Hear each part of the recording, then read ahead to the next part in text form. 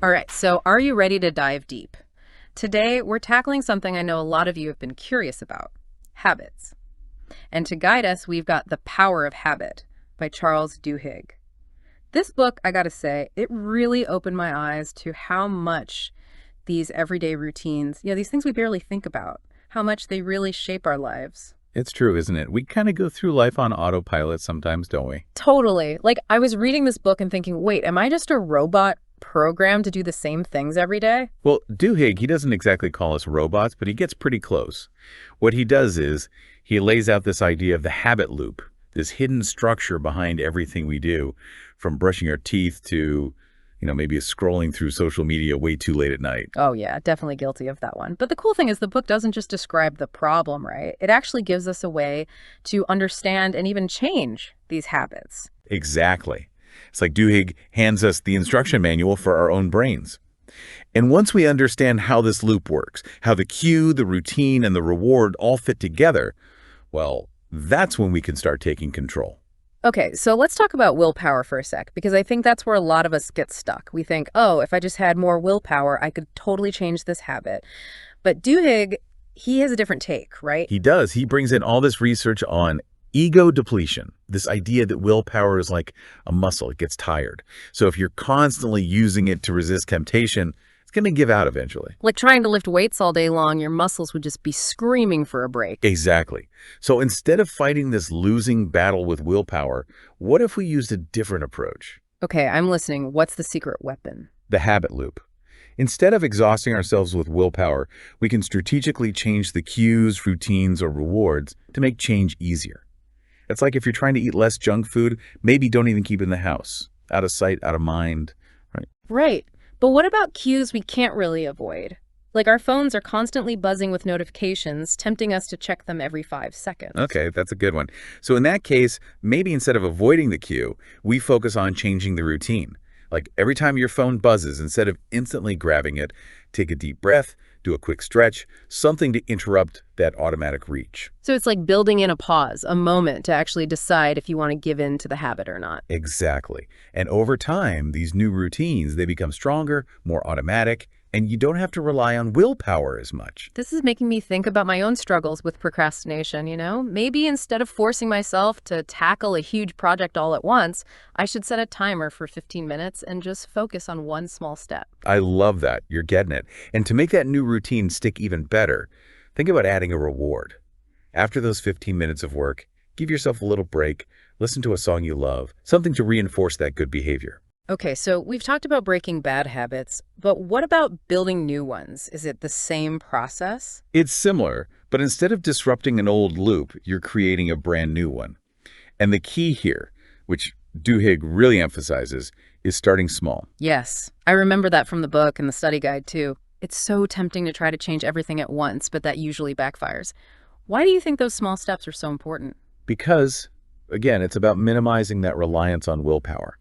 When you make one tiny change, like drinking an extra glass of water each day, you're not overwhelming yourself. It's manageable, and you're more likely to stick with it. It's like tricking your brain into thinking, hey, this isn't so hard. I can totally handle this. Precisely.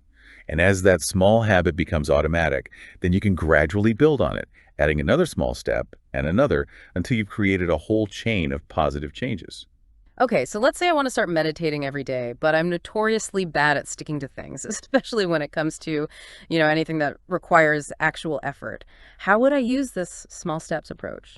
Well, instead of aiming for a 30-minute meditation session right off the bat, how about you start with just 1 minute? Find a quiet spot, set a timer, and just focus on your breath for 60 seconds. Do that every day for a week, then maybe increase it to 2 minutes. The important thing is consistency, not intensity. I love that. It makes the whole idea of building new habits seem a lot less daunting. And what's really interesting is that these small habits, they can have a ripple effect. Like once you experience the benefits of that 1 minute of meditation, you might be more motivated to try other healthy habits like exercising or eating better. That's so true. It's like those keystone habits Duhigg talks about, those habits that once in place can trigger a whole bunch of other positive changes. Exactly. And here's the really mind-blowing part. These habit principles, they don't just apply to individuals. They can apply to businesses, organizations, even entire societies. Okay, now that's where things get really interesting. So if we can understand how habits work on such a large scale, does that mean we can use that knowledge to create some pretty amazing change in the world? Absolutely. And Duhigg gives some really compelling examples of how this is already happening. One that really stood out to me was his analysis of the civil rights movement. Wait, really? The civil rights movement, I never would have connected that to habits. Tell me more. So Duhigg argues that the Montgomery bus boycott, this huge turning point in the movement, it was actually powered, at least in part, by this really strong habit loop. Okay, I'm hooked. So what was the cue in this situation? For a lot of African Americans in Montgomery back then, the cue was that daily humiliation of having to give up their seats on the bus to white passengers. The routine was to comply, to endure this injustice. But the reward, that feeling of powerlessness, it was awful. So the boycott, it was a way to break that routine, to create a new habit that was actually empowering. Exactly. By refusing to ride the buses, they created this new routine involving carpooling, walking, organizing, and the reward of this new routine, a sense of unity, purpose, collective action. And this new loop, repeated day after day, it helped sustain the boycott and ultimately contributed to its success. Wow, it really hits you, Even something as deeply ingrained as social norms, they can be challenged and changed by understanding how habits work. It shows you that habits aren't just personal, they're social, and they can literally shape history. Absolutely. And it makes you wonder if understanding the habit loop can help fuel a movement like that. What other incredible possibilities are out there? Yeah, my mind's spinning with possibilities now. But before we get too carried away, let's bring it back to the individual level. What are some of the biggest takeaways for someone listening who wants to actually start applying the stuff to their own life? What's the first step? The first step is awareness. Become a habit detective.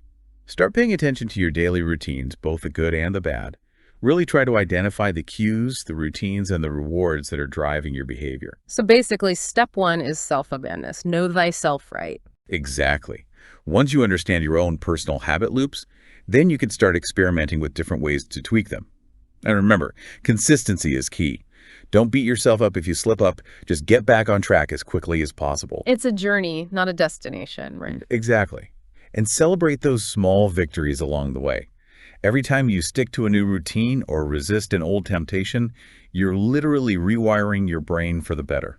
This is so inspiring, but I have to admit, it's a lot to take in. So much to think about, so many different techniques and strategies. Where do we even start? It can feel overwhelming, but maybe the most important thing is just to start paying attention. Become aware of your habits, try making small changes, and see what happens. So be curious, experiment, and don't be afraid to mess up a little along the way. Exactly. Habit change, it's not about being perfect. It's about learning and growing. And with a little persistence and a little self-compassion, you can rewire your brain for a healthier, happier, more fulfilling life. Well, I don't know about you, but I'm definitely feeling motivated to start hacking my habits. But before we go too crazy, how about we take a little break? When we come back, we'll dive into some more advanced habit hacking techniques and explore even more of this mind-blowing potential of using habits to change not just ourselves, but the world around us. Stick with us. Okay, so before the break, we were talking about how habit loops, they're not just shaping our personal lives, they're like influencing businesses and social movements, even whole societies. That Montgomery bus boycott, it really makes you think. It does, doesn't it? Shows you how these small actions, when people do them over and over together, they can lead to some really big changes. And Duhigg, he doesn't stop there. He talks about how companies like Target and Procter and Gamble, how they've used this habit research to market products and, kind of shape how people shop. Oh yeah, that reminds me, I was reading the pasted text and talked about how Target, they use data to predict when a customer might be pregnant, like even before they've told their family. Okay. Yeah. That's exactly what they do. And because they understand the habits and routines of these, soon-to-be moms, they can time those coupons and ads for baby stuff just right. It can really affect what people buy, especially at those big moments in life. It's kind of creepy, but also super smart marketing. Like, they know what you need before you even do. That's the thing about habit research, right? It's powerful. It can be used for good things like public health campaigns, trying to get people to live healthier. Or, like you said, it can be used to influence us in ways we might not even realize. Okay, so this is all pretty deep stuff, but I want to bring it back to reality for a sec. Let's say someone's listening to this and thinking, all right, habit loops, fascinating, But how do I use this to actually change my life? What would you say? What's the first step? One of the most powerful techniques, it's called habit reversal. It's basically a step-by-step plan to identify and change those habits you don't want. And the first step is awareness. So like being a habit detective, like we talked about before. Exactly. You got to start paying attention to that cue, the thing that triggers the routine. What's going on around you? What are you feeling? What are you thinking? And once you figured out the cue, then you can start messing around with it, right? Trying to change it up. Exactly. If it's a cue you can avoid, like, I don't know, keeping those cookies out of reach, perfect. But if it's something you can't really escape, like stress at work, then you move on to the next step, changing the routine itself. Okay, so like instead of reaching for that bag of chips when work gets crazy, maybe I take a 5-minute walk, do some breathing exercise, or call a friend to vent. You got it. The trick is to find a new routine that addresses that same need, that same craving, but in a healthier way. And that brings us to the last step, adjusting the reward.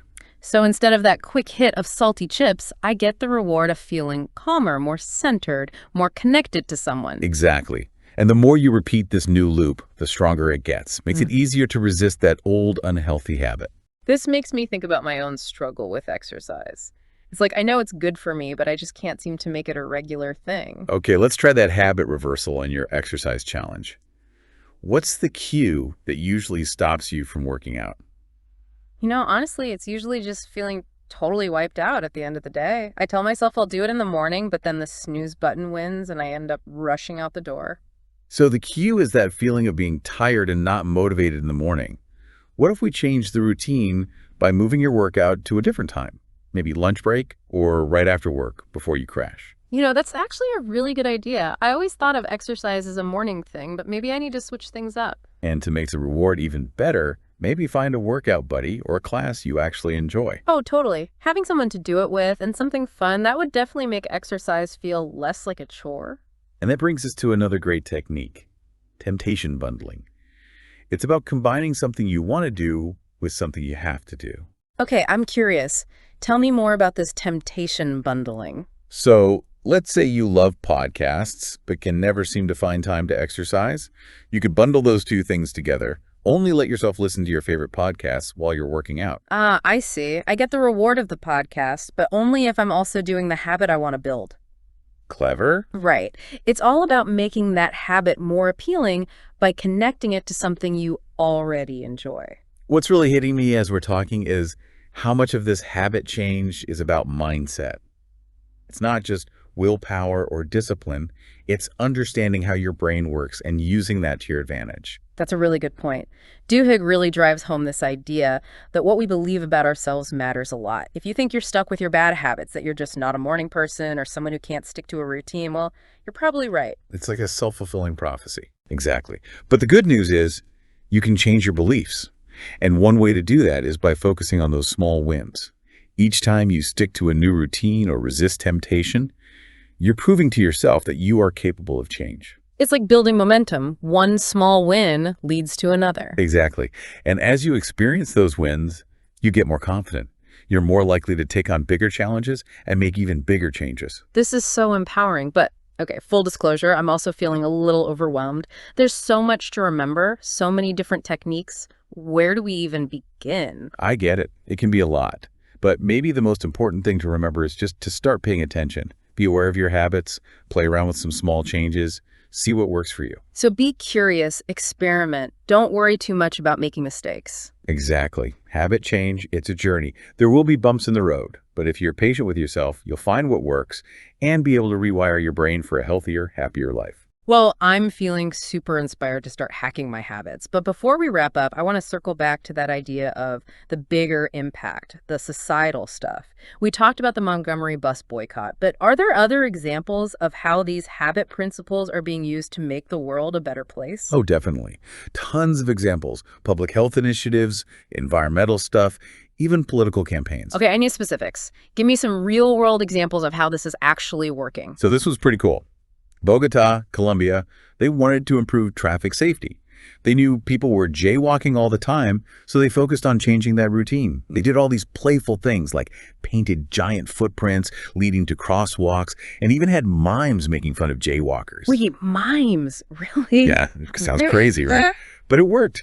By disrupting that automatic jaywalking routine and making people more aware of safety, they actually got a lot fewer accidents. That's amazing. It shows you even small changes. If they target the right part of the habit loop, they can have a huge impact. Exactly.